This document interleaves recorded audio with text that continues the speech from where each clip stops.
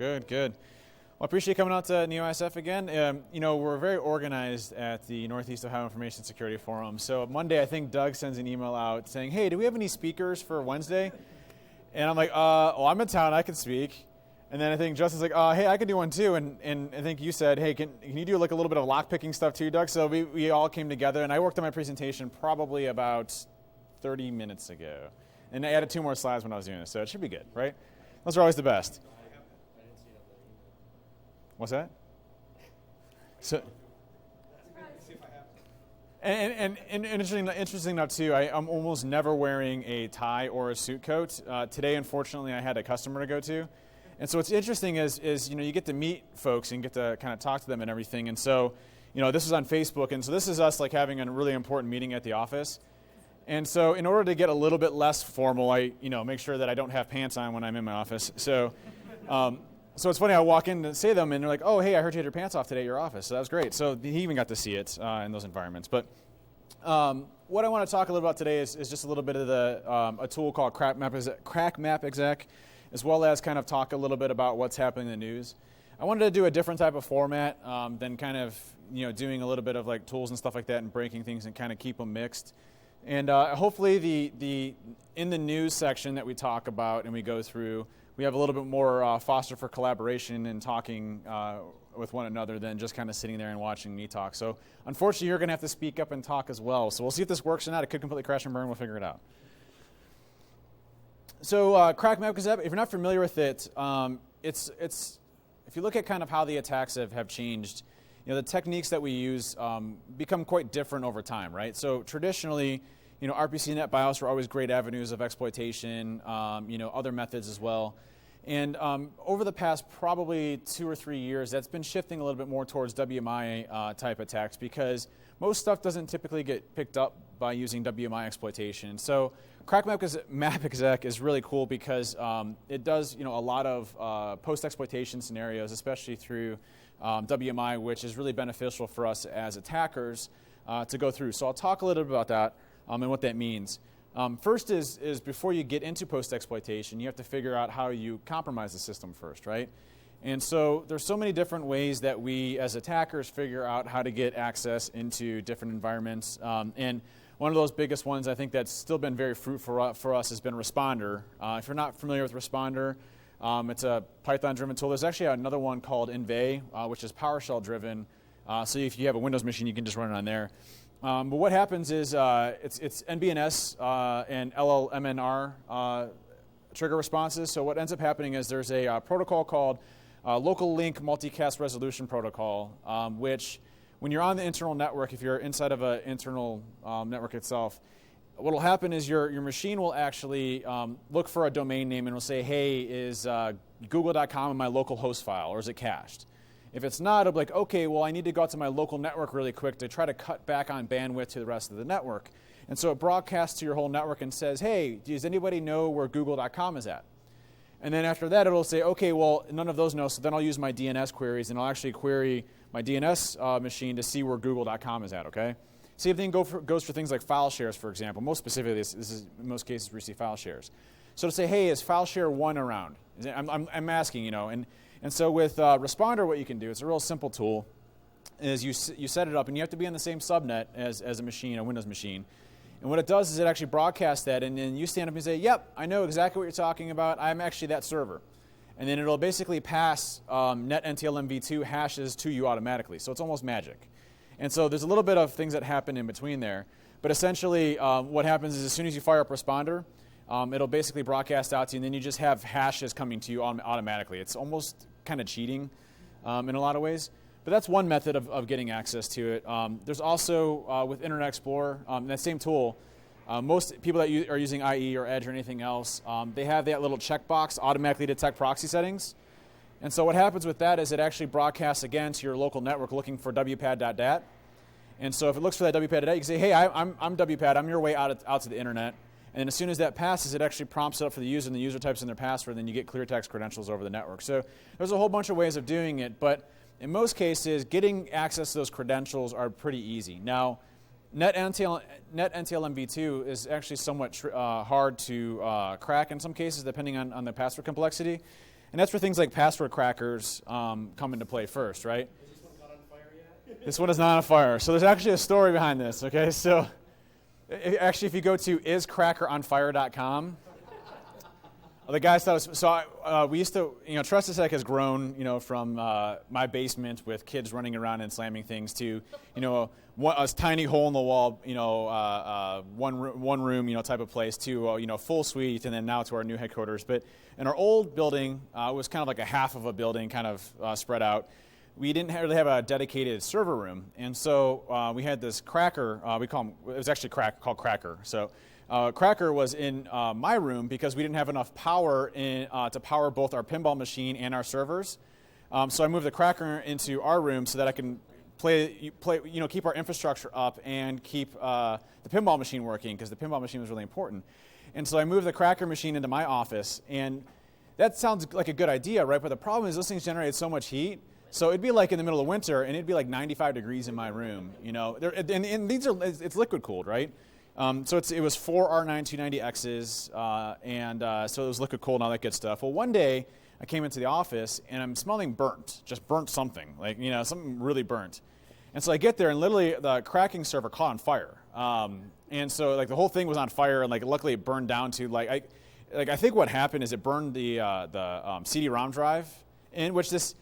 Let me back up a second. The CD-ROM drive is a whole story in itself as well. This CD-ROM drive has been the bane of my existence since I decided to put a CD-ROM drive inside of this Cracker. There's no reason to put a CD-ROM drive in a Cracker, right? So when I was speccing out Cracker, we get all the equipment and everything, and we're putting it together. And I was there with one of my other coworkers, Paul. And so Paul and I are going back and forth with how long it's going to take us to put together. And I'm betting him it's only going to take an hour. He's saying 2 hours. And so we had a bet. Until we finished getting Ubuntu loaded onto this machine, none of us could use the bathroom, okay? Just as a joke, hey, it's only going to be like an hour or two. We can handle it. 8 hours later, still wasn't working, right? And so we're dancing, and none of us are going to give in. And what's happening is we got the whole thing built, everything's working great. But when you power it on and you go to load Ubuntu, we tried everything we possibly could to get different versions of Ubuntu on, but it's just a black screen. Nothing would work. It was just horrible, and we did everything we possibly could to hack it, tried different operating systems. So 8 hours, we're really miserable with each other. We hate life, and we're both yelling at each other for making this stupid type of bet. And we're kind of talking about, maybe just giving up and using the bathroom. And I happened to be well, let's just remove some of the peripherals that we don't need to see if it works. And so I unplugged the CD-ROM drive, and all of a sudden the whole thing worked fine, right? So it was just a CD-ROM drive. There's no reason to have a CD-ROM drive, but that's also the thing that caught on fire as well. So if you don't need stuff in your computer, just take it out. You don't need it. But anyway, so iscrackeronfire.com is a website that I think Justin, one of our guys, LZ, registered. So it has a picture of a burning server up on there. This is our latest one. This is 8 Titans, which are the latest and fastest GPU processors that are out there. We're getting at 3 trillion per second right now, passwords, so we can crack a 10-character password in 11 seconds. So it works really good. And we're actually talking about, so one of my good friends is Kevin Mitnick. And so Mitnick calls me, he's like, hey, it's actually just right before I got here. He calls me, he's like, hey man, I want to buy one of your crackers. He's like, but I want to cluster it with yours, and the only way that I can do that is if we get a cluster controller or whatever to be able to handle. He's like, so if I buy it, can I ship it to you and then we'll just share it? I'm like, that's great, but my power bill is going to be so bad, and I don't even have enough power circuits. So I have to get an electrician to come in just to build out the circuits in order to handle this. So we're contemplating doing it right now. So I might have 16 Titans in a cluster here very shortly. So we'll get 6 trillion, which would be kind of cool. But interesting enough with NetNTLM stuff, NetNTLM salted, so it takes a little bit of time to compute and actually go through and crack those. But once you actually have the password, it works very well to kind of move into the different systems. And I'll explain why I'm talking about this here in just a second. But that thing is the loudest server I've ever experienced in my entire life. And so we've actually had to put sound barriers inside of our server room, inside of Trust. We actually have a server room now, by the way. It's HVACs and all this other stuff. So we've definitely grown up a little bit. But what's interesting now is that the loudness of that is so loud you can hear it throughout the whole company now. So if you look at once you actually get a password or whatnot, and that's actually terrible to see, isn't it? So let me see if I can blow that up a little bit. That's going to make it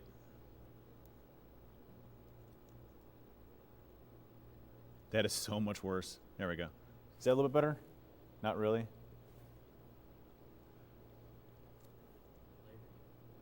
It is Larry's. Is that a little better? You can see at least the screen. I can probably just actually, hang on a second.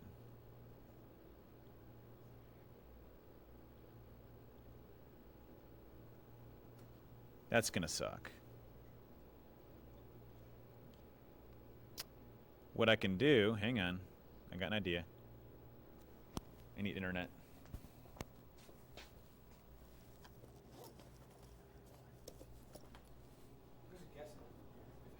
Yeah.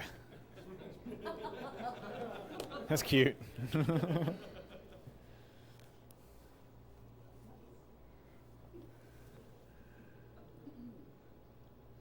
That's just terrible to see. So, I mean, you can still see it a little bit. Anyways, I can do a little bit of this while my thing powers up.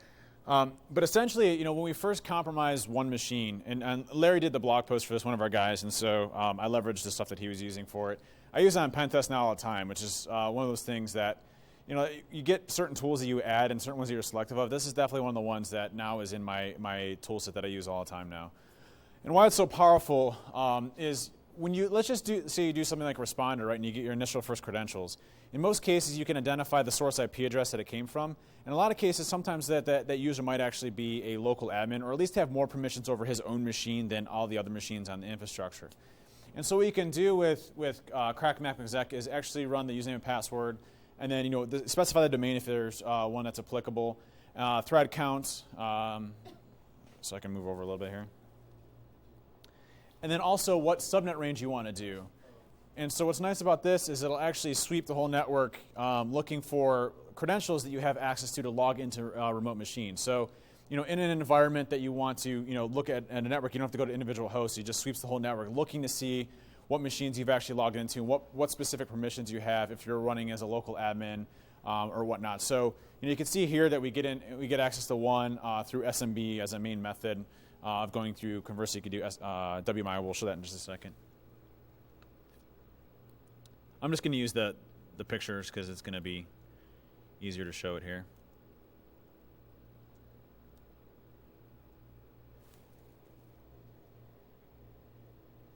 So once we actually have a machine that we can log into, and here's the command up here. So if you're looking up there, that's the command. And it's written in the best programming language in the world, so that also helps out as well. But if you enter the username and password in the domain that you're going after, and then to log into, you can give it a --sam. And what it'll do is, in most cases, like what I would typically do when I compromise a machine, is I'd try to get a shell on it, right? And then once I got that shell on, or multiple shells, I'd go through each one and say, okay, what's on there? Is there anything I can use? Grab me the Kerberos tokens, grab me, all this, the different things that I would do once I get a shell on a machine. With crack macro exec, it allows me to really go through a large amount of systems very quickly, so that I don't even have to drop a shell on them anymore. So I don't even bother getting shells in most cases through it. And a lot of times, especially from a command and control infrastructure perspective, if you're using some decent tools that are looking at your endpoints, you might actually be able to see that traffic going on back and forth of when an actual shell occurs. And so, in this case, you're kind of evading some of their detection capabilities, which is nice. Obviously, if you're sweeping a whole network, it might be a little large. In this case, if you do --sam, this will automatically go through and dump the SAM database for you. So you don't have to log in remotely, run a hash dump, or anything like that. You just do it all remote, which is really nice. You actually see you can actually do a domain controller as well. So once you actually compromise a domain controller, you can just specify the ntds.dit and actually grab that as well and grab the whole Active Directory SAM database. How loud is it when you're running against a home network? How loud is it? So if you look at it depends on what protocol you're using, for example. But if you're looking at logging in, so there's some things that will happen, right? So you're going to be same source IP address going to 135 and 445 and a few other ports to multiple systems. That's one detection capability, right? The second is if you're getting multiple failed login attempts or permission access on those will also generate logs. So it can be very, very noisy depending on what they're looking for. The great part is most organizations still have really horrible logging when it comes to their endpoints. So as long as you stay within that endpoint range, you're usually okay. Getting into the server environments, it starts to get pretty noisy.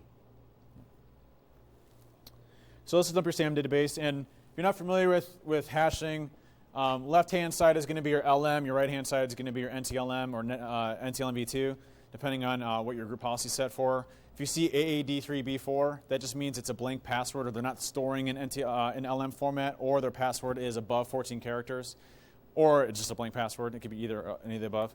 But essentially, if you see AAD3B4, it just typically means that LM's not stored, and they're only storing NTLM in this case.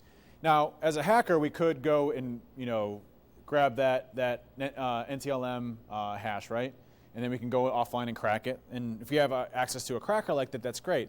But in most cases, you're going to want to go through and just use something like pass the hash as a method, so you don't actually have to go through and crack those specific accounts. So in this case, we could just do pass the hash, which we'll just show you in a second.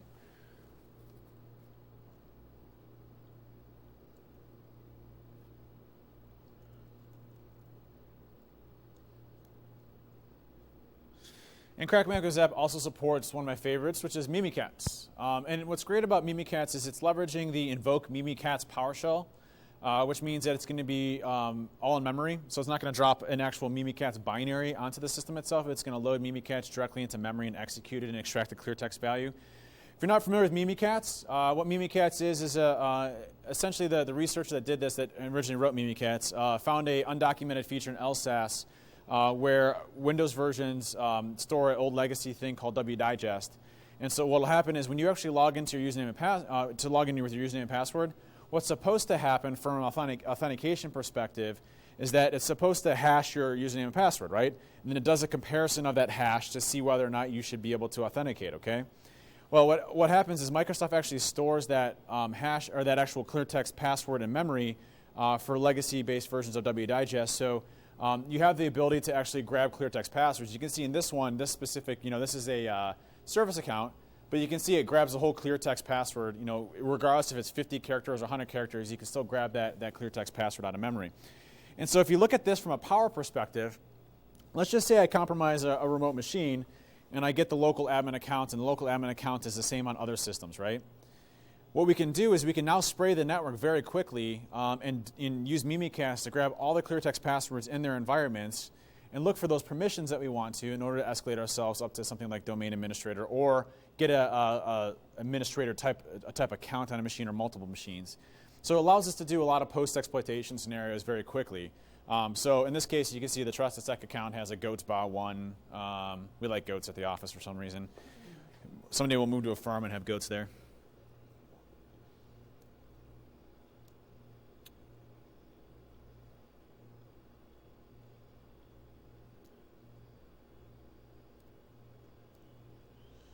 Then here, if you want to actually dump the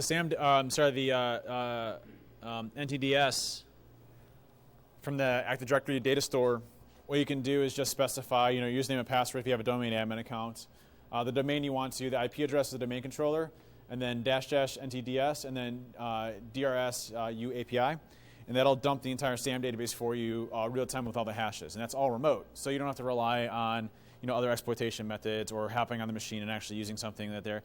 One of the most challenging things in Metasploit has always been the reliability around dumping the Active Directory database. Most specifically, if you use something like Smart Hash Dump or just regular hash dump, or there's another one. I'm trying to remember what the other one was. But anyways, in a lot of cases, what would happen, was, especially even with like Smart Hash Dump, which is supposed to be like the safer route, it would try to migrate to LSASS, and in most cases, cause LSASS to crash and then dump the domain controller, which is the worst thing you want to have happen on a pen test at a customer location, right? Like, do you think they're going to notice that a domain controller was rebooted in the middle of the day? I'm not sure, right? So we've all been there as pen testers. If we were here, it's the worst feeling you get. You get the cold sweats, and then you get the call, and you're like, is that the customer? No, you got to call them ahead of time, let them know. But in this case, now you don't really have to worry about that. It's a pretty reliable method. There's a few other methods too, like volume shadow copy is somewhat reliable.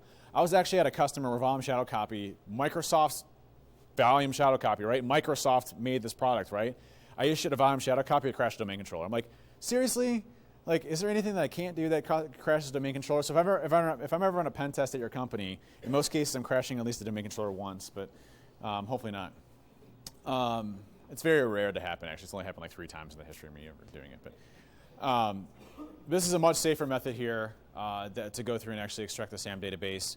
The Active Directory data store from that. So really quick and easy way to doing it, and you can then spray the rest of that for the network.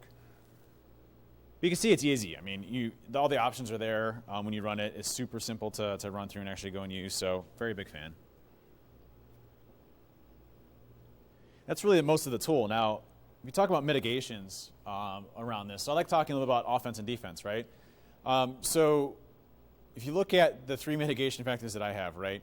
Randomized local admin accounts and accounts on the machines. The main method that I use to compromise a machine, right, is first getting access to one machine and then using the information off of that one machine to move laterally in the environment to get access to other systems, right? And so if your user permissions are set very well to where a user isn't a local admin and you don't have local admin accounts on the machine that are the same on every other system, then it really limits my foothold of the type of access that I can get access to. So then I have to rely on things like Kerberos tokens and stuff like that. So randomizing and disabling local admins is a great idea. Lower use of privileged accounts. Just in general, like do domain admins ever need to log into a member server? No. You can have server admins for that, right? So minimizing access to your domain admin accounts. If those Kerberos tokens aren't active in your environment, and if those hashes aren't active in your environment, it's very difficult for me to find an exposure on a domain controller directly and then copy over to that and get access to it. So those are good things. Not next-gen products. A product isn't going to fix this specific issue. Not going to help you in this case in any way, shape, or form. Nothing's going. What's that? The salesman told you something different? Okay, well, it might be different. One of my favorite group policy settings that stops us like cold turkey almost in a lot of cases is deny access to this computer from the network. If you can put that in your environment, you can specify groups on this one. So you say, hey, deny the local administrators' accounts from actually logging in from the network. That right there jacks me up pretty bad because I can't do things like pass the hash. I can't even do WMI type attacks. It locks me out of being able to access any of the admin shares completely. So that group policy setting alone really makes it super difficult for me as an attacker to move laterally in an environment. So I heavily recommend that one. Have you ever heard of honey tokens? This is some code I wrote for honey tokens. If you're not familiar with honey tokens, anything like honey files, honey tokens, honey ports, those types of things, right? With Mimikatz, for example, there's a way for the tokens themselves, the Kerberos tokens, to be active in an environment. Okay, so let's just say I compromise a machine, and then there's 16 accounts that are active on that system, right? As an attacker, which account am I trying to go after? Right, an elevated account, right? Administrator, domain administrator. Those are the types of accounts that I find that I need access to, right? So the concept of honey tokens is that you spray fake tokens throughout your whole infrastructure and network, right? And then as soon as I go to impersonate that token or I go to use that password anywhere, you monitor for that account being active in use, and then you just trigger the OSHIT alarm right across your whole environment that we're compromised in some way, shape, or form. Mimikatz, if you're doing pure memory, Mimikatz, like invoke Mimikatz and those, it's extremely, extremely difficult to detect in memory. One of the worst to detect in memory, actually. And so, with things like honey tokens in your environment, it allows you to do it. Now, Dell actually just released a blog post recently on this, and it's a very similar technique that I would do incorporate as well. You create these honey tokens, and you can, by the way, this is you don't have to worry about this code. Just this one command here. If you make that a scheduled task, it's not going to hurt anything in your environment, even if that user doesn't exist, but make it look like a sexy account. It doesn't need to be an account that's active. And then what happens is when you run this on your machines, and let's just say you run it every hour or 2 hours or 3 hours, whatever you want to run it, right? It creates that fake token in your environment. And then what happens when I go to either impersonate or use this token, it creates what's called a Kerberos pre-authentication token, okay? And that gets sent to your domain controllers. And it's a specific event ID. So if you look for that specific event ID, and look and monitor for that in your SIM infrastructure, you can literally detect almost honey tokens throughout your whole environment. So it's a really awesome way of nabbing people for low-hanging fruit. So big, advocate of honey tokens in every shape or form. So heavily recommend that if you got it, all that good stuff. Okay? Any questions? Are we good? Okay, good. All right, so topics in the news. Switching topics here, okay? I had to throw one crazy one in there, right? Sure. Any advice on how to get your management to buy into the concept of honey token and actually doing it? I think, Well, so what's great about this one specifically, right, is that it is something that is a low impact to systems. It's not going to have a performance hit. It's not something catastrophic that's going to have an end user behavior experience, type thing. They're not going to see anything, right? So I think it's an easy sell from at least from a usability perspective. I think the business case making it for it is better detection of attacks that are being actively used. And this type of attack is used by all of us. I mean, bad guys, good guys, everybody in between. I mean, we all use this all the time to do lateral movement and compromising other accounts. So, the better you get at those detection capabilities, the better you're going to be for finding those. So I think, how easy it is. If you're already doing like centralization of logs, or you're at least getting domain controller logs or whatnot, I mean, to write a rule for that pre-auth looking for just that specific username, in your environment is a pretty good. That account doesn't have to be created or enabled. What I would recommend is you create that account and you disable it, or even enable it and only give it like login hours for 1 minute or something like that, or do something that makes it look, enticing in a way. Put it part of the domain admin group and deny it. If anybody ever uses that account in any way, shape, or form, and you see that token, raise a, hey, that machine's seriously impacted, and it's somebody that's manually attacking the environment probably. So,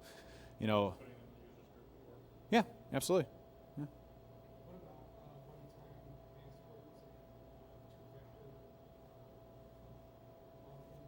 passwords? Yep. So, the question was, what about like OTP, one-time passwords, or two-factor authentication? Those are definitely a valid way of at least limiting exposure for sure. Things like CyberArk, for example, right? You can check out passwords and it's one time. Those actually do a decent job at making it more difficult for us. The major issue, though, is with Kerberos tokens specifically. If I'm logged into a domain control, let's just say I'm logged into a member server, right? And that Kerberos token is active on that machine. That still allows me to impersonate that token and then assume those roles without having to leverage going to other systems. So if I impersonate that Kerberos token, that password has changed since then, I still have the ability to add, specific accounts, or like add a domain admin account or everything else. So it's not a full mitigation, but definitely helps. Two-factor authentication is good from an external standpoint and even from an internal standpoint in some cases. The problem, though, is that with two-factor authentication, your lower-level protocols like RPC and NetBIOS and WMI, they don't support two-factor authentication. So, and me as an attacker, I live at those levels, right? So, things like RDP, you can two-factor, right? But I'm never RDPing into a machine. I'm using WMI as a method for exploitation to gain access. So two-factor doesn't necessarily help you there. The one-time password stuff, like the check-in, check-out of passwords, definitely makes it more difficult. Companies where I do pen tests that have more like CyberArk type implementations, it definitely is more challenging for sure. It slows me down quite a bit. Yeah. Could you actually jump back a slide for a second? Yeah. Yeah. I'm going off memory, but I thought if you do that particular run as command, it asks for the password interaction. Does not. Does not. Nope. So you can run this specific this is a sub-process command. And so in this specific case, we're echoing the it does actually, sorry, it does. It will prompt, but you're echoing it ahead of time. Sorry, I forgot to mention that. Oh, so it does take standard echo. Yeah, absolutely. Yeah, so I just did a pipe. What's that? Vendor lied to you. Gotcha. Vendor lying to you? What are you talking about? It wasn't us, was it? Oh, okay, just a second. Okay.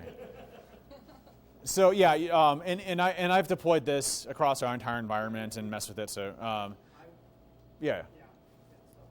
So and that's the command is just a run as, and I'm running. And by the way, this obviously you want to keep it like your domain name, right? Make it look support, and you can name it whatever you want to. What I actually recommend is even grabbing like a list. If you want to get really cool with it, grab a list of juicy accounts and then have them randomly spread across your network. So you have random accounts throughout your whole network. It's like IT domain admin 1, like, hey, please, I'm the super user of this entire environment. Whatever you want to make it, just things that are enticing for me as an attacker. And you can have them randomized, or even in different group policies for scheduled tasks. Maybe your R&D division has like an R&D super secret admin account, or something like that. Make it enticing for them. And if you see those in your environments, it's just that simple run as command. So run as, it will prompt for a password that time, and then after that, it's you run the net only command and then cmd.exe. This will suppress any pop-ups in the environments for your users. You obviously don't want your user having a command prompt coming up every so often. So this suppresses it. They're not going to see anything. They'll just have a process running in the background with those specific fake credentials. It doesn't even need to be a valid user account, and then it'll actually go through and run those through, which is nice. Good question. Sorry that the vendor lied to you. Happens a lot. Anybody else have any questions? All right, in the news. So obviously, if you haven't been in the news at all lately, in fact, what's really weird is I'm on the news quite a bit. I haven't been on the last week and a half because it's all been about Trump. But normally I'm on the news quite a bit. And one of the ones that I was on recently was for the Apple FBI stuff. And what's funny is I actually don't even watch the news at all. I just kind of catch things from the kind of the industry itself. But there's 4 ones that I wanted to cover today, and there's specific reasons. I didn't want to cover the fappening because of what happened. I just want to talk about the concept behind how they're actually able to compromise the celebrities, which is interesting. But the Apple versus FBI debate's interesting because if you haven't been living in a hole in the wall, you probably know at least a little bit about what's actually occurring. But essentially the FBI requested, for the Farouk case specifically, the San Bernardino issue, the iPhone itself was running an older version of iPhone 5C. And so with the, or 5S. 5C, it was the 5C, that's right. Thanks. So the 5C, and there's an account lockout pin on it. The phone itself was owned by the county, who was his employer. The phone had MDM on it, so mobile device management on it, right? But the lockout period is if you type in an invalid password, 10 times it wipes the phone. So the FBI requested to Apple, hey, we need you to develop code. It doesn't exist right now. We need you to make code that removes the lockout period of the phone, okay? So that we can get access to the phone to see what was on that phone. Just this one phone. That's all they said, right? Just this one phone, right? So what was interesting is when this first came out, they did a poll to see how many people agreed with Apple versus the FBI when all this came out that they weren't going to help them. And what was interesting is something like 87% agreed with the FBI when this first came out. Hang on. And the reason is because the way that it was positioned in the public and the media at first was, hey, it's just one phone and it's a terrorist. Think of the women and children that were killed, or not children, but the people that were killed in this, right? And so it was supposed to be just one phone. Well, then, the news started coming out, and other researchers and people within the industry and myself and everybody started raising flags like, hey, you're asking a private company, a company, to actually go and develop code that doesn't exist in order for you to get access to this one phone. What does that set precedence for? And that's something that is a big deal, right? And so after that, and after it started blowing up quite a bit and getting more news, they actually did a poll, and I think it's something like 27% support the FBI now, and it's like an astounding number now of what's actually happening. But what was interesting is that some really weird stuff is going on right now in this case. For one, the director of the FBI came out and made a statement that it said that this is just about one phone. Think of the people that were killed. Think about all the other terrorist attacks we might be able to prevent. And again, this is just one phone. And that was on the FBI.gov website. In fact, you can Google FBI.gov and look at the director's thing, and he basically says it. Well, then he goes in front of Congress and says, well, we have hundreds of other phones that we need access to, and this will provide us methods of getting access into hundreds of these other phones for other court cases. And so it's been starting to spiral a little bit. Well, I don't know if anybody saw what they said today. May you hear what they said today? So the FBI came out and said today that we have full rights to your source code and that we will be requesting access to all of your source code for all of your phones so that we can get access to ourselves and keys and everything else. So not just one phone, right? So now you're ordering government agencies using the Al Ritz Act from the 1700s, which I'm sure was like the iPhone 1 then, right? The iPhone 1 was like in the 1700s, right? That's what this precedence is set for. So there's an act from the 1700s that they're using for jurisdiction on this in order to force Apple into doing it. Now, a couple key interesting facts about this is that there was a case in New York where the FBI tried using the Al Ritz Act again on a child pornography case, I think it was. It was either child pornography or murder case. I think it was actually a murder case. And so they tried using the Al Ritz Act there. Again, just one phone, right? Right. So another whole case that wasn't even blown up into this, they tried using that. And the New York court system actually shot them down and said, no, you can't use the Al Ritz Act for, ordering a company to build code that doesn't exist in order to go and do it. So there's a big debate happening right now, which will probably ultimately go to the Supreme Court. But what's really important about this to understand is that it's not just about one phone. It's that the government is forcing a company to build essentially a way to retrieve and remove security protections on a device. And so what happens when the next iterations of the iPhone come out? Now, I don't know if you're familiar with the latest iPhones. This is the 6S, right? Can't keep up with all the names and everything. Well, yeah, balling. It's got a crack on it. I'm already bad. But the 6S has something called Enclave, okay? And so Enclave is a piece of technology built into it that was introduced with the fingerprint reader within iOS. Apple technically doesn't even have the ability to get access to this phone now today. They don't have the ability right now today. They're talking about their next release of their phone, and they're going to make it even more secure, to where the biggest backdoor in this phone is the updating feature, right? So, obviously Apple trusts its own digitally signed in its own code, as a trust factor. In fact, it trusts it so much that it allows China to manufacture this, but it actually code signs every single individual component of this device. So this device is actually paired and processed to a specific specification so that it makes it very difficult for things like backdoors to occur or for backdoors in code to work.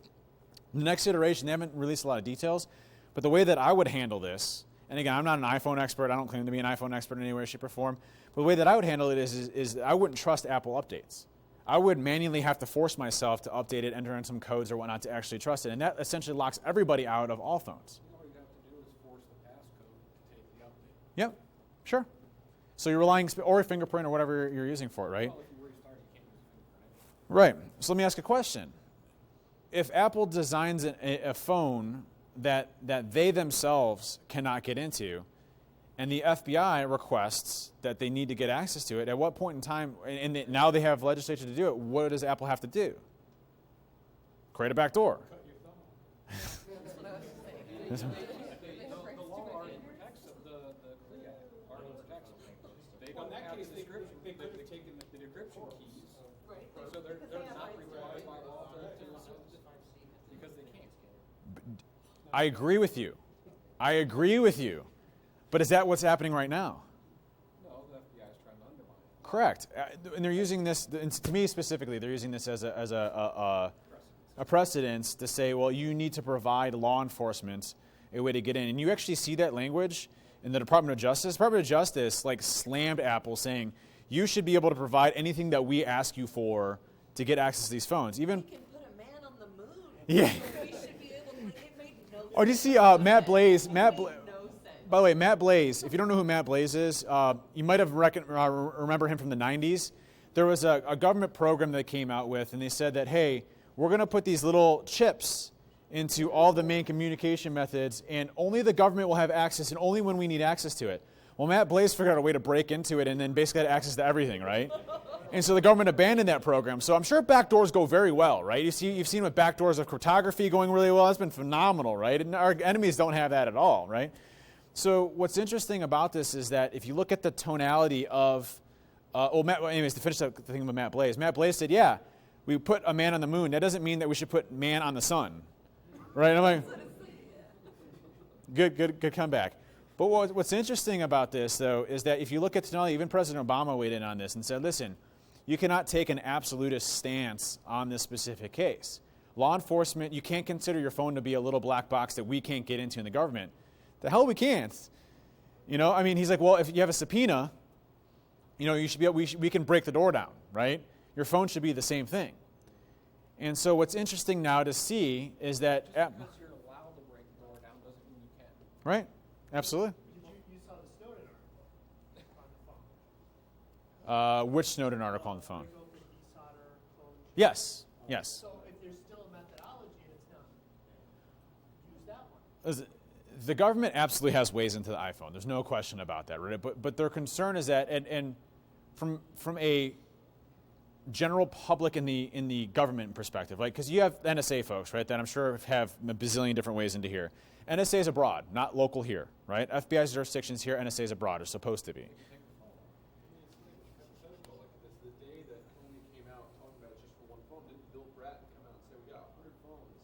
Waiting. Yeah. You know what's funny? The NSA director came out and said, we think that backdooring of encryption is a bad idea. We don't support this. Because they already broke all the encryption. So, Yeah, they don't want to change it. I'm surprised that no one's brought up the fact that there might not be anything on that phone. Absolutely. His other phone. He wiped his other. So the phone that he owned, he destroyed. But his county phone that was his own, he left. I'm sure there's a ton of data on there that they need, right?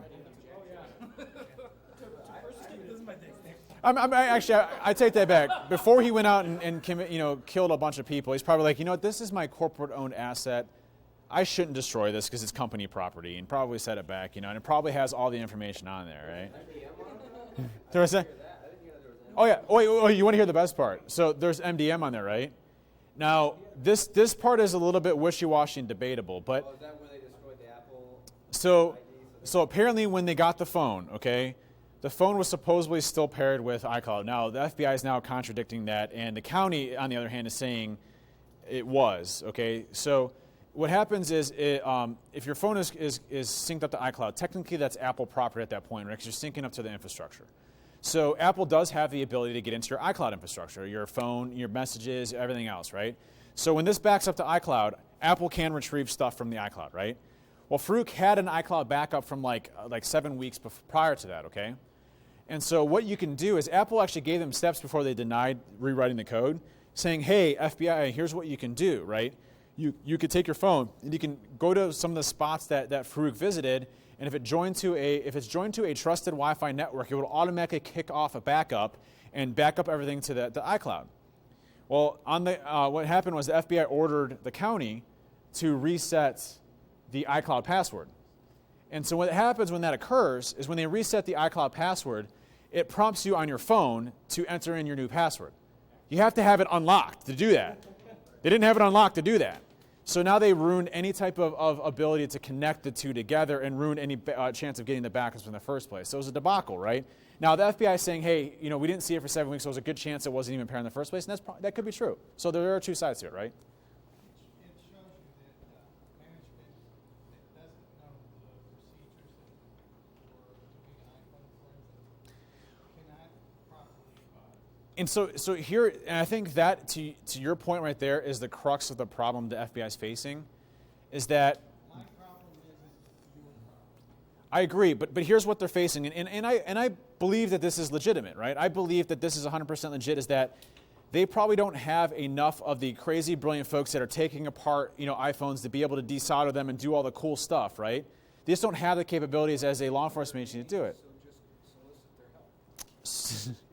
Well, I don't think they're structured in that way, right? And so I think what they're saying is, we're seeing a major issue from a law enforcement and investigation perspective in child pornographers and murder cases and terrorist cases for us to be able to do our job. And I think that's a legitimate concern, right? And so how do you give the FBI access in a secure fashion to go and do it? And none of us are talking about that. And I don't think backdooring or requiring backdoors in code is the right method. I mean, we've seen time and time again where that has just bit us in the butt. I mean, China will have it. Everybody else will have it as well. I mean, it's going to be something that as soon as we create a backdoor, there's ways to begin into it. Dave? There was somebody who posted an article that said that Apple told the FBI just to request it quietly, like they do normally in a sealed court order, and they would take care of it instead of going public. Anyone else read that? Okay, good. Apple's actually been very forthcoming with the FBI. I think last year alone there was like 1,000 and some different cases that they assisted them on. The difference though is that they have never developed code for the iPhone in order to remove protections, and that's something new, and that's what rose the red flag. I guarantee you they help them all the time, and I would too. Hey, if it's something that doesn't reduce the security on a phone or putting backdoors into things, I think that's a good idea, right? We should help law enforcement. There's a lot of bad guys out there. I like the analogy. Bruce Schneier wrote a really good piece about this. The analogy he used is we would have to imagine that the FBI runs a restaurant. They know that eventually a murderer is going to go eat at the restaurant. So they poison all the soup for everybody and kill like 3,000 people because they'll kill the murderer. Right? And Yeah. that's pretty much the mentality behind this. And that's the part that I think is really disturbing to them. Yeah, I think you're absolutely right. And one thing that I will say on that is in a more non-murdering of people analogy, which is think of a safety deposit box, right? Or even a safe, right? There are ways of breaking into safes, but there are different ways of breaking into safes. There are safes that are very difficult to get into. So essentially you're creating a key that opens up one safe, but also can open up every other safe that is currently made, as well as what will be made in the future. And that's a problem, right? Because it's a way into every phone. Now, I want to show you, do we have actual audio here? Is that possible? No. We're going to have actual audio? How do we get actual audio in here? We bring our speakers. Is there a speaker? Yeah, how do you get into those, though? You pop one out? There's a really great, let me see if I can find the post on it. And I'll just tell you guys about it. And go home and watch it. It is friggin' hilarious. And I wish I could play it here because you guys would be rolling and laughing. But it was an HBO special. John Oliver. Well, does this mic actually work in the... Works, but it's not the amplified mic, it's just for the recording. Yeah, it's just for the recording, unfortunately. Yeah. They used to having Yeah. I think that's our in Oh, okay. No worries. Don't even sweat it. Don't even sweat it. So, but was his name John Oliver on HBO? I don't watch him. He's a British dude, right? But watch that thing. It's 13 minutes of hilarious, but very, very good perspective on what this means, both short, medium, and long term. And he makes fun of hackers. He makes fun of both sides, but he really brings it out very clearly. And it's actually probably the best piece that I've seen on this whole thing happen. And what was interesting is this specific Apple versus FBI thing, I went on Fox News, and I went on a show called Judge Jeanine. And so I go on Judge Jeanine, and I've been on her show before in the past, but she's a fireball if you don't know, right? Normally I've been on her good side. This time I wasn't at all. But I got told, I sat down, and when you do these things with Fox, they tell you, hey, you're going to be on with another person that you're going to argue the point with, okay? So I get on, and normally, it's a very cordial back and forth, right? Hey, and I don't necessarily agree with your topic here because of this, but I can understand where your point is, right? No, I was the devil, right? And Judge Jeanine was against me. They had one person that was just insane on there talking about the women and children that I'm killing because of this. And then they brought the families of the victims of the lawyer from the San Bernardino case there. So it was 3 people against me, right? And so, she's like, well, you're wrong on this. I'm like, no, I'm not.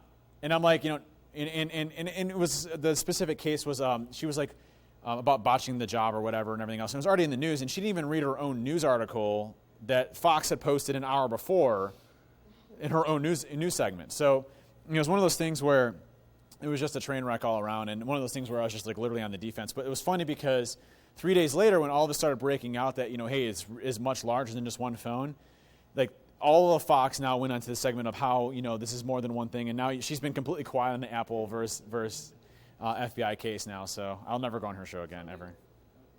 No. I got one other perspective, then I'll get you. Anytime these cases come up, we always, point out the victims, which is misfortune. Yep. People die. But what about the fact for the last 200-some years, people have been putting on a uniform and sacrificing themselves for the First, Fourth, and Fifth Amendments? I agree. So Yeah. why should I compromise that? So one of Apple's arguments is that code is a freedom of speech.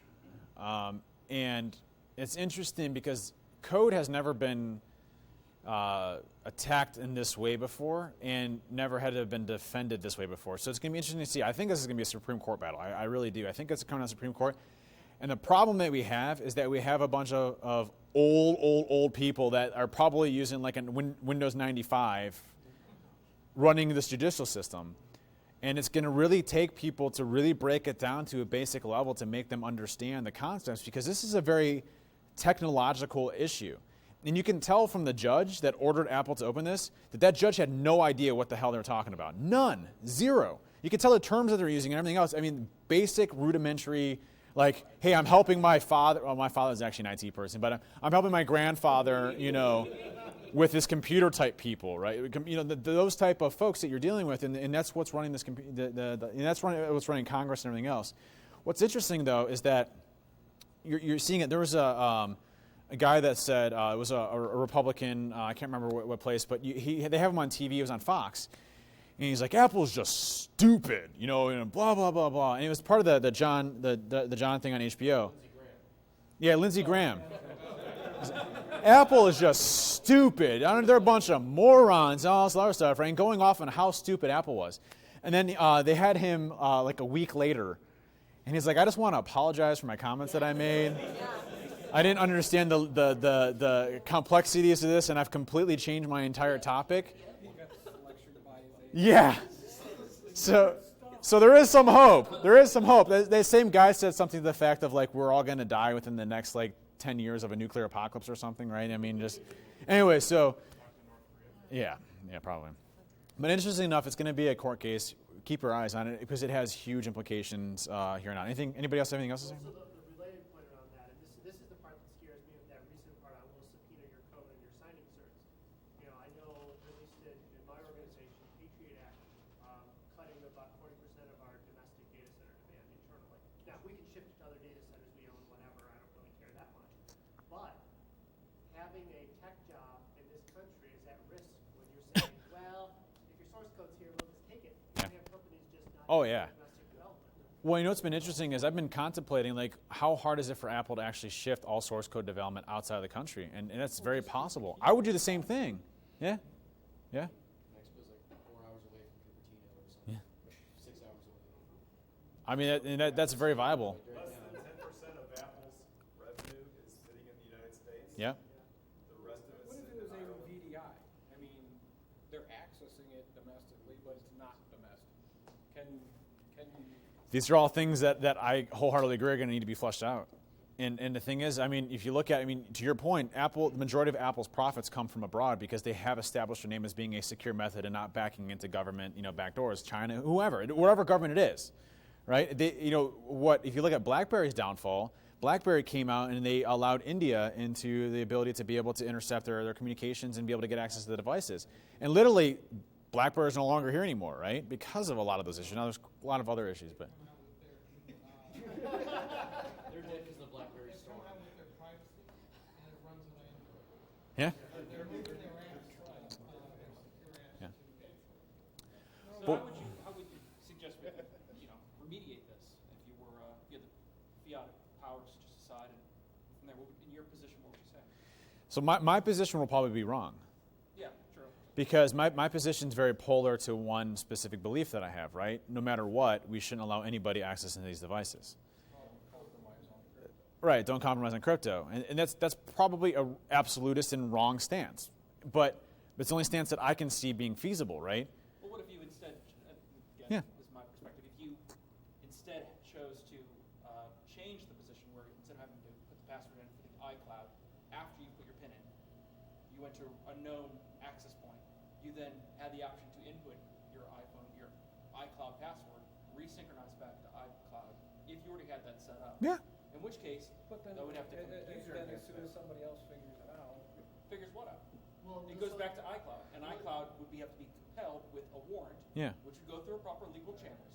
And if a person were to object, So it would not be. this debate right here, what we're talking about, is perfect because you have a bunch of people that understand technology talking about technical ways of getting it. We will never get down to that level with the government, unfortunately. But you could choose to not put anything on your phone in the first place. The point is that if you want to remain secure, you could, but you lose part of that flexibility of having an iCloud or Yeah. synchronization. Yep. But so they're going to spend all this time, they get into the phone, let's pretend Wicker's installed, oh wait, there's still nothing. Right. Well, there's thousands and thousands of encrypted apps. I use Signal all the time. My dad and I talk over Signal because that's, yeah. But there's so many thousands of different apps out there that I can use to encrypt my stuff. And the terrorist, ISIS, has a PowerPoint presentation of like, hey, Snowden recommends Signal, so let's use Signal for our main app for everything that we're doing. I mean, we're going to find other ways around it. And if iPhone becomes a way for that, I mean, there's thousands of different. Well, I think that's what lends this discussion specifically to a more conceptual Yeah. sort of discussion is, now it's the guy from Facebook in Brazil going to jail over WhatsApp, and that's going to happen, what is it, like a couple weeks from now? There's already a court case brewing about Yep. WhatsApp, right? So I forgot who said it, but they said, like, the biggest problem is that the people that are there writing laws about whether we can use crypto wrote their college papers on typewriters. Yep. Right, and can't even possibly begin to understand this. So it's not even a question of like a phone or Apple or something like that. It really gets back to that like base crypto wars one Yeah. kind of discussion still. Yep. Cool, I agree. Just to send this home with a quick anecdote, one of my best friends lives in Georgia, and right after the Snowden revelations was interviewing one of the congressmen, I forget his name, but she asked him, how can we know the government's going to hold this data that's secure in the NSA data center? And he said, oh, don't worry, honey, it's protected by the most advanced logarithms. Logarithms. The most advanced logarithms. Like, that's the people we're dealing with. Someone give them a run. He's in a sim for protection now? Or? What's your thoughts on John McAfee offering the social engineers way? So this funny story. So McAfee comes out and says, hey, I can give me, 2 weeks? And I have some of the most brilliant minds that I can get in. And so I was asked that question. I was on Fox Business, and Fox Business asked me, like, hey, what about John McAfee? And I started laughing on the air, and I said, I couldn't help it. I'm like, listen, please don't take John McAfee seriously, okay? I don't hold any credence that he'll get in there in 2 weeks or whatnot. And I started laughing. And so she's like, okay, she's sure to move on very quickly because they had been interviewed. I guess they interviewed John McAfee right before me. And so lo and behold, when this whole thing died down a little bit, McAfee came out and said I was just bullshitting the media the entire time and that I had no idea if I can get in, but it gave me good publicity, so I'm good now. So I mean, like, that's the media, though. Like, everybody's like, oh, John McAfee can get in 2 weeks. I'm like, seriously, you're putting your and even some security people were like, hey, John McAfee said he can get in for 2 weeks. I'm like, seriously, the dude wrote antivirus. Antivirus is the shittiest product that's out there today. And you're going to rely off of him to get into... John McAfee doesn't take John McAfee seriously. Yeah, John McAfee doesn't take John McAfee seriously. He told me that he was a dragon. Yeah, John McAfee is pretty messed up, all right? Yeah. So lo and behold, I wouldn't put too much credence in that, but it's going to be an interesting debate. Yeah. That whole thing's a whole mess. But to your point, though, on the government, same thing when I was testifying in front of Congress about healthcare.gov. There was a Democrat from Texas, which I thought was really weird. There's a Democrat in Texas, but the Democrat from Texas was like, listen, why should we design our website secure? There's no reason for it. Websites just get hacked all the time. It's just what happens. So I'm like, I don't know what to say. If you actually go back to the clip, my brain shut off.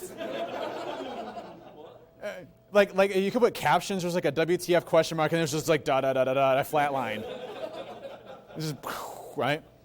So, but that's what we're dealing with, and there's actually a couple decent ones that are coming out. There's one a Democrat out of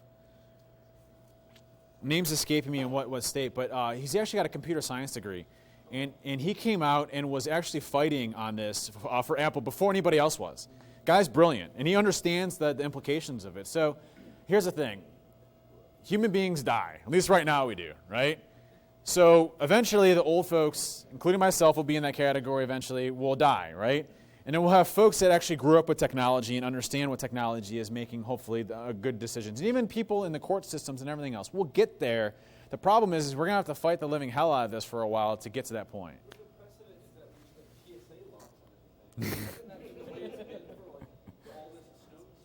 Yeah. All of it's been TSA locks, and now we're at the point where, there might be strong crypto, and people are using their minds. Yeah. Yeah. I don't know that people are going to ever expect. So we need Adrian to break into the iPhone. That's Yeah. Or a completely other constitutional route on it. If the government has been classifying encryption technology as a munition, why can't I just assert Second Amendment on it? Yeah. I'm not a lawyer, but that's a great idea. It has been used now for munitions control export, yeah. Well, you see our right to bear arms is kind of going away pretty quickly as well. So they're going to classify that as a Category 3 assault rifle or something like that. And yeah, yeah, your encryption is an assault rifle. See, encryption, non-encryption. Base 64 encoding is a better solution for everything. All right, so ransomware China. So interesting enough. Oh, this is working great. We're having good discussion. Everybody's active. This is perfect. We don't have this very often in NEOISF, right? That's because you don't come to my talks. Well, I'm sorry.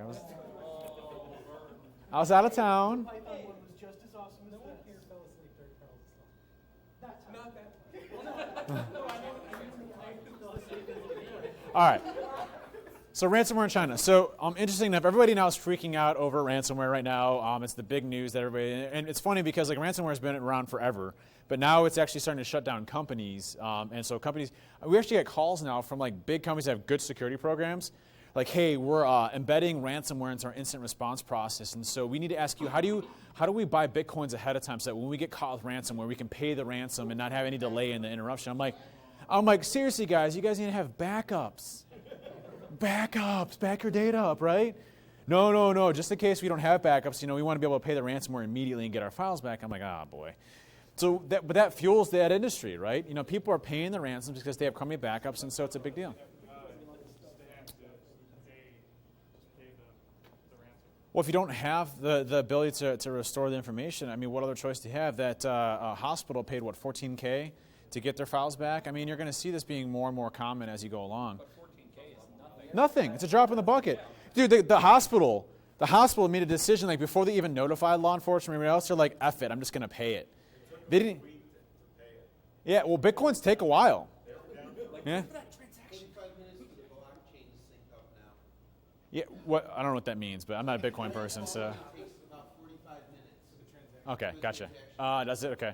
So I know that when we went through to set up our infrastructure for Bitcoins and everything, it was like, because a customer got powered with Bitcoin, they contacted us like, hey, can you broker the deal for the Bitcoins? And we're like, hey, we recommend that you probably just restore from backups or just take the data loss. Like, no. We're like, all right, fine. So we actually registered a Bitcoin thing, and we're like, hey, okay, it takes a long time to go through the Bitcoin process. And then you got to find Bitcoin markets, and then you got to buy them for a certain price, and then you got to exchange them. It's a complex thing, so it's not as easy. But Bitcoin has made it very difficult for law enforcement to track things. So it's a really interesting market and a good market out there.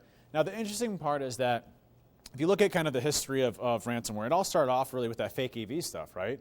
You pop up a fake AV and say, hey, your antivirus is out of date, pay $60 to get it back. Well, then they're like, hey, why don't we just encrypt the shit out of their entire hard drive with military-grade encryption and then have them pay for that ransom to get their files back? That's a brilliant idea.